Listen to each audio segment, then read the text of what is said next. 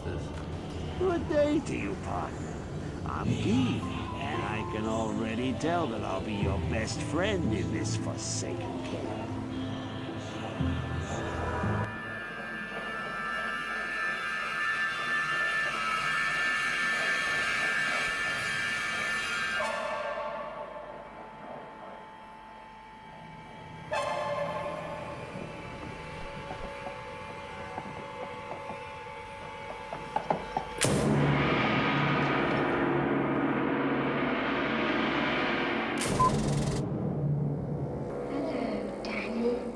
Hey guys, Weed Solo here, aka the Skeleton King. Today we have Topwug, who has been painfully slaving away for all of my content needs, so I'll give him a little props.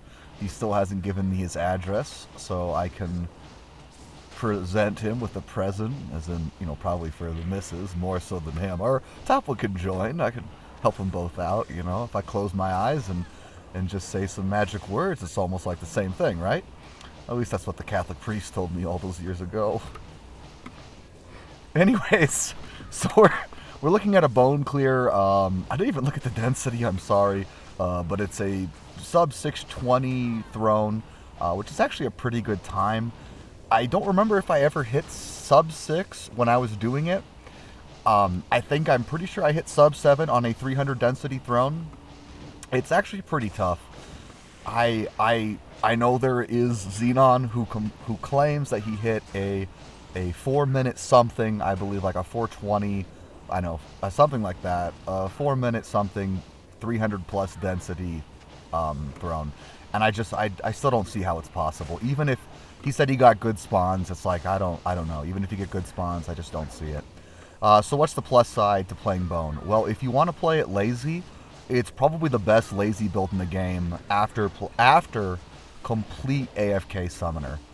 And if you play complete AFK Summoner, then complete lazy Bone is faster. The reason why a lot of people don't understand that Summoner is actually faster than Bone is because if you play as an active Summoner, casting a curse doesn't count as being active. Being active just means maybe casting 2 or 3 curses, and of course repositioning yourself or moving aggressively into minions. You don't always have to necessarily teleport. You can just keep moving forward to prevent your summons from, kind of bugging out their AI and walking back and forth. So that's the good part. It's the easiest brain dead build in the game. Well, I don't know, Whirlwind's pretty brain dead. There's a lot of brain dead builds, but I will say Bone is a pretty good brain dead one. Is that the only way you can play it? I'm not just trying to shit on it, no. Obviously, Topwug is playing fairly aggressively, and that's where I have an issue with the build. If you play Bone aggressively, it's actually really easy to die. And that might sound weird because Teeth actually does a good job of putting minions into hit recovery.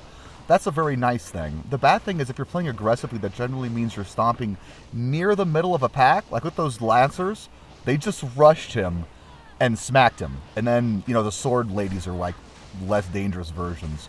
When I was trying to push for really low times on thrones, I died to Lancers twice, and I should have, stomped a little more carefully and made sure that I was able to target most of them, not some of them.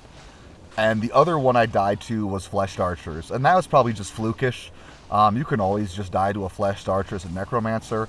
I probably just got unlucky, and instead of targeting my summons, right, they just targeted me. Or maybe they got lucky with Pierce. Who knows? Maybe I don't think I moved forward. Maybe the Revise moved backwards. I don't know. I just know I died to them one time. And that bummed me out. And that's about my experience with Bone, is that actually playing it fast is really dangerous. But yes, playing it safe and slow, it's like the safest build you could think of. Maybe less safe than multi-shot Zon. Maybe more safe now with bone armor improvements. Probably depends on how you set up your character and how safe you want to play. Both have similar issues with, if you play faster, you can kind of just randomly die. And, multi-shot Zon does suffer from that.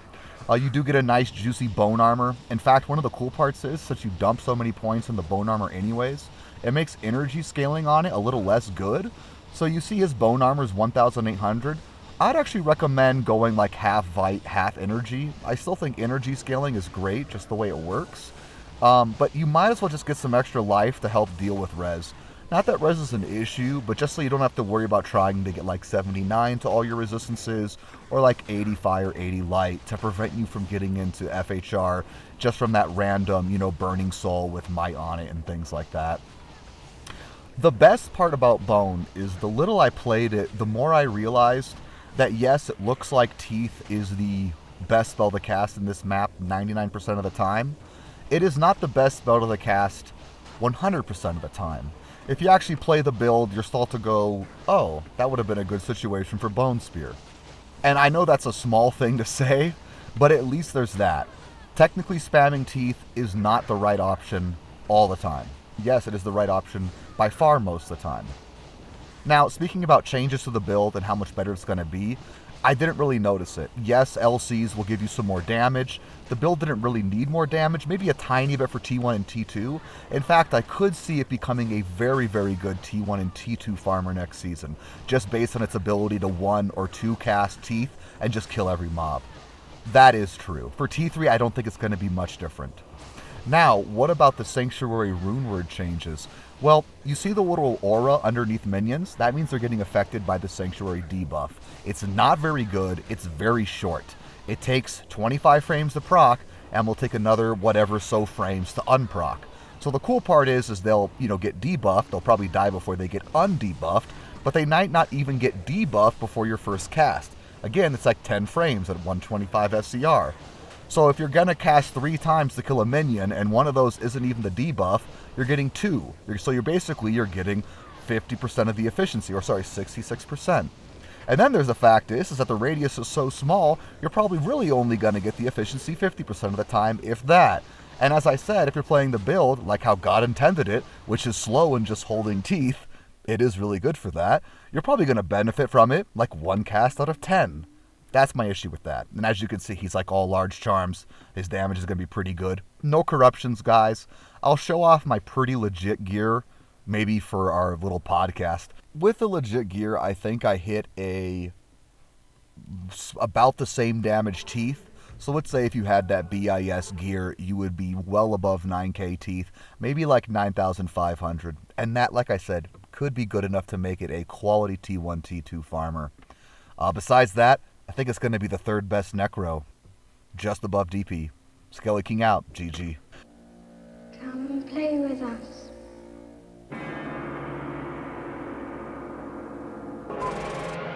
Come and play with us, Daddy.